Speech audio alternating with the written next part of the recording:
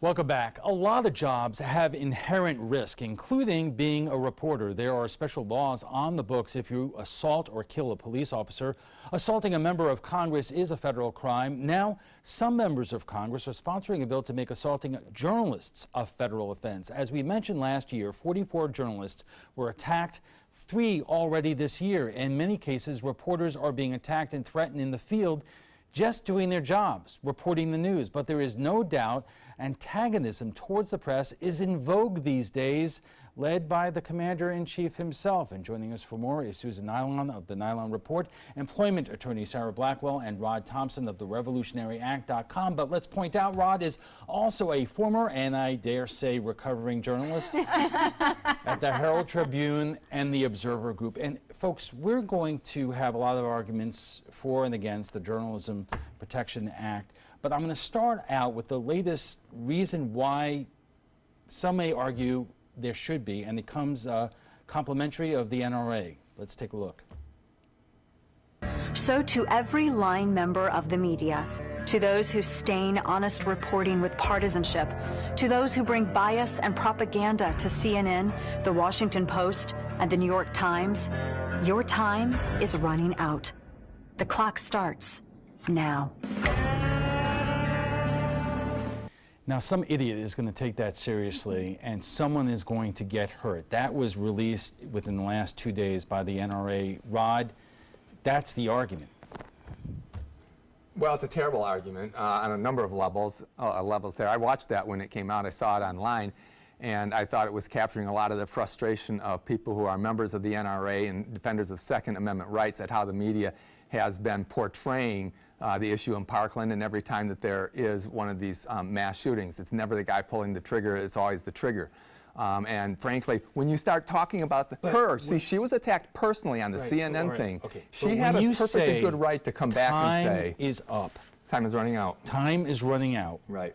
There will be people who will take that literally, and at whatever event, take it out on a reporter who is just doing their job, who you know nothing about in terms of how they have reported on the story or not. So I think that it's not really a reasonable standard to expect that everything we say we need to be careful not to say because there might be some whack job somewhere that takes it wrong. I don't think any of us can be held to that standard. I'd also like to say, for context, as you mentioned, I was a reporter before. I was a reporter in Davenport, Iowa. I got to cover the caucuses, so I got to interview Reagan and Gore and all these guys, right? And Bob Dole. Every time I was clumped in with the national media at those things, when it was a Republican rally, there was the catcalls, there was requests for the anatomically impossible, there was a lot of strong negative feelings.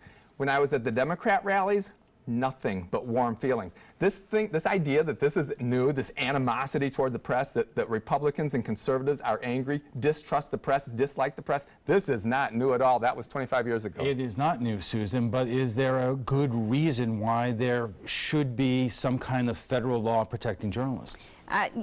I do, actually. I think it should be a crime.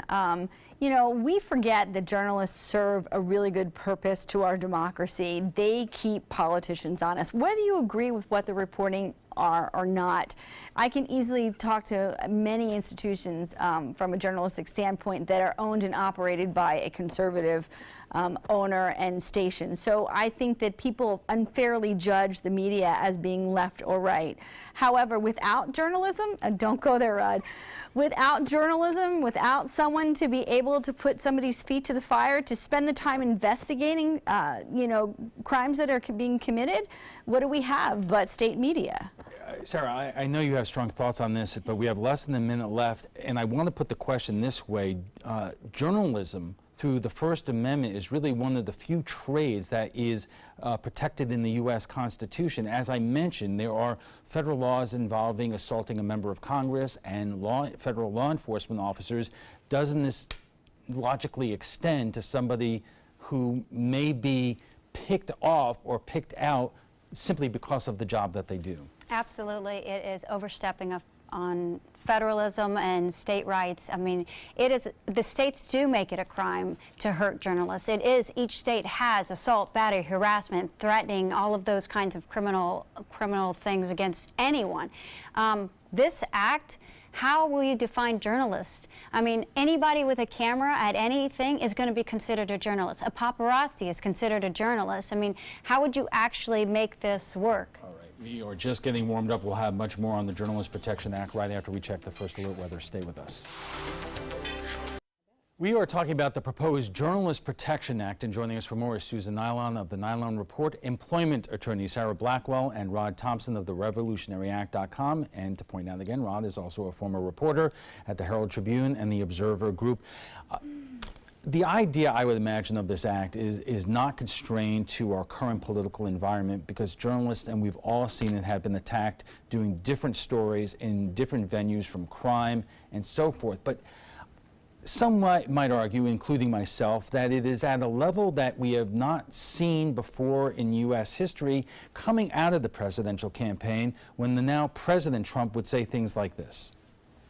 Attacking us, can you give us a question? Since you're, no, Mr. President-elect. Mr. President-elect, since you are attacking our news organization, can you give us a chance? You are attacking our news organization. Can you give us a chance to ask a question, sir? Go ahead. Sir, can you state, Mr. President-elect, can you state categorically, Mr. President-elect, can you give us a question? You're attacking us. Can you give us a question? Don't be rude. Can you give us a question? I'm not going to give you a question. Can you state categorically? You are fake news. Sir, go ahead. Can you state categorically?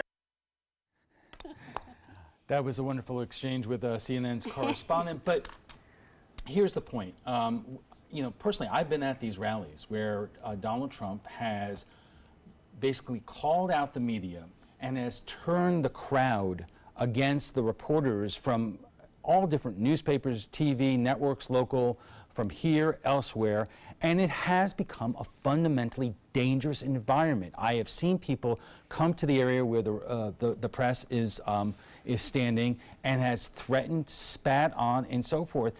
You know, Sarah, you said that the whole idea of this proposed bill is a smear job against the president. It is. But it is the president, when he was the candidate, who was gearing up the crowds there to go after the reporters standing there.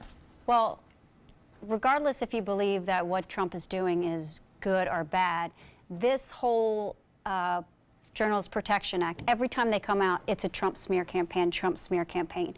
I was speaking at a Trump rally, and my children were there, and it was right before the primaries in Florida, and he said, raise your hand if you're going to vote for me in the primaries. Everybody raised their hand. The next day, the newspaper said, look, it's Hitler, and made this whole thing about him being like Hitler, and my children were like, no, it was fun. We were all like, so it's not just, I mean, it's being presented as a Trump smear campaign, but I think the media is different now. At one point during the campaign in Florida, Katie Tur from NBC News had to be given Secret Service protection because Trump was continually calling her out, and people in the crowd were threatening her. Rod, one way or the other, that is not right.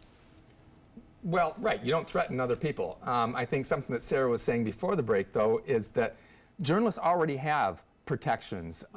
They already have protection against assault. They have protection against battery, just like you and I do. You're already a journalist.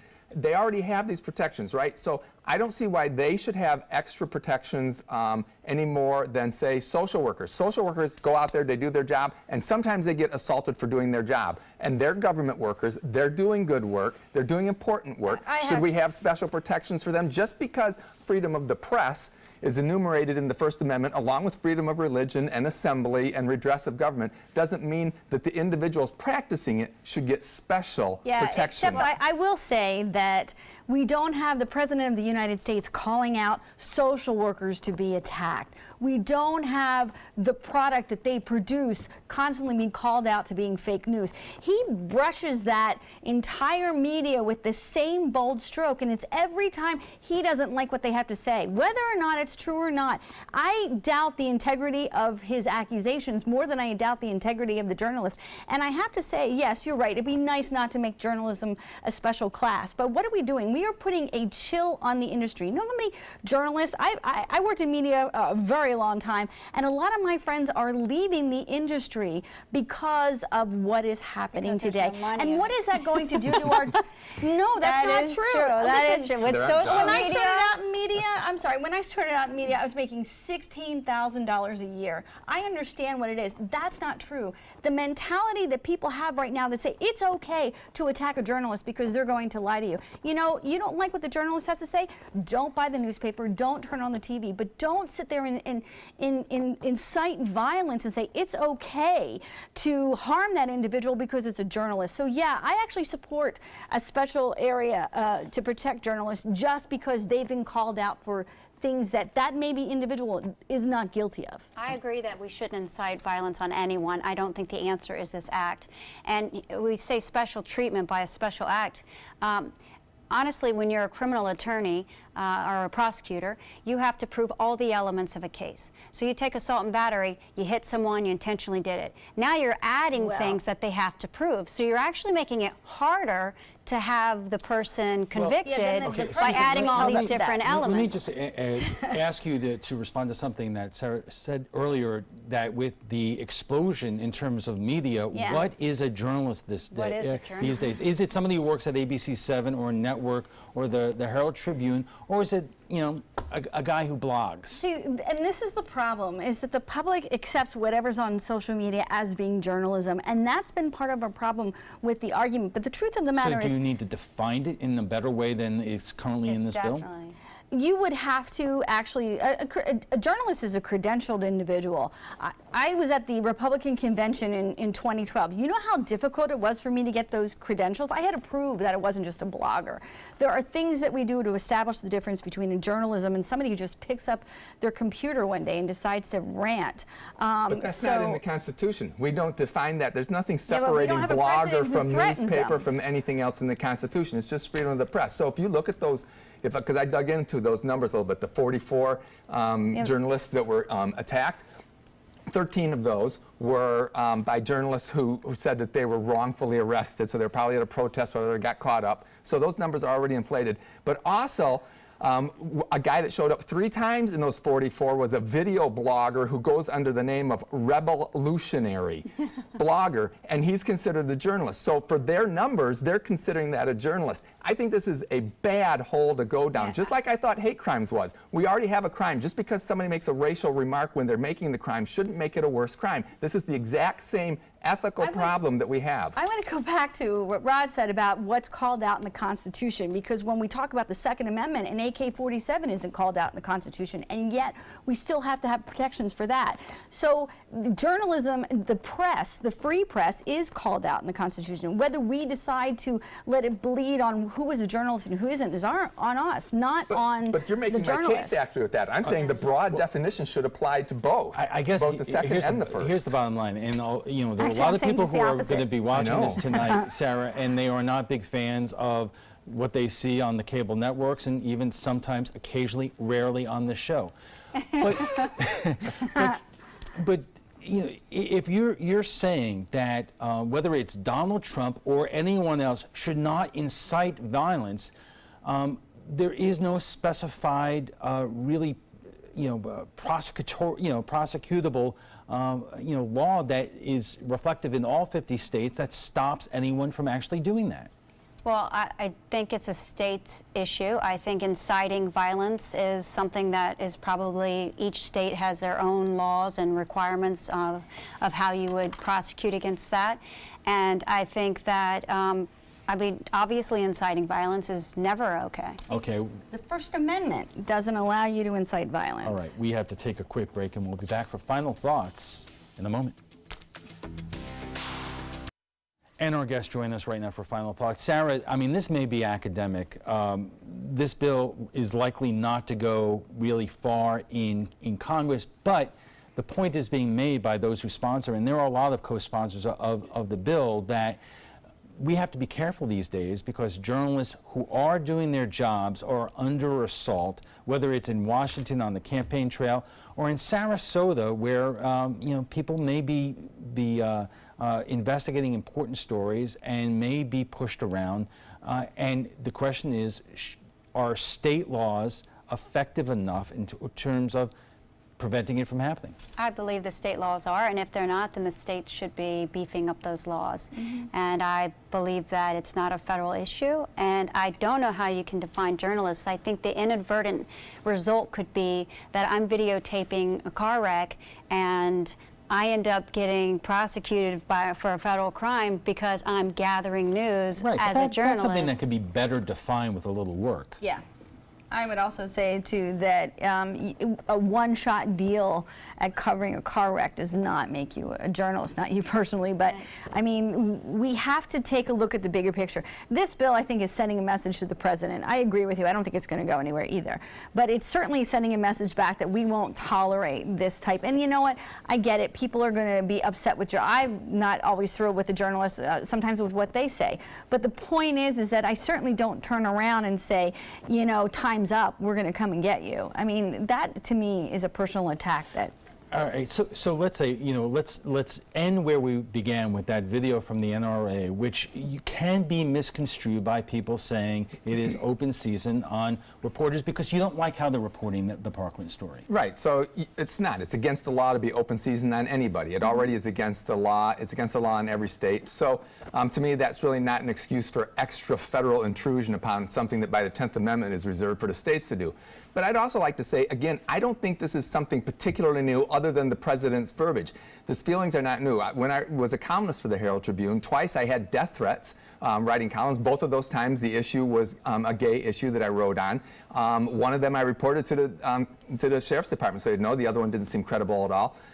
This is not a new part of journalism. Journalists have always come under fire from those who disagreed with what they said. Okay, and we have to leave it there, although there's a lot more to talk about.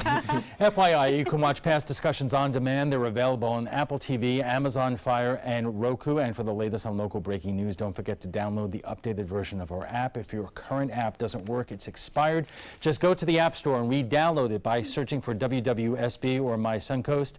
And I want to thank all our guests for being here tonight. Susan Nylon of the Nylon Report, employment attorney Sarah Blackwell, and Rod Thompson of the RevolutionaryAct.com.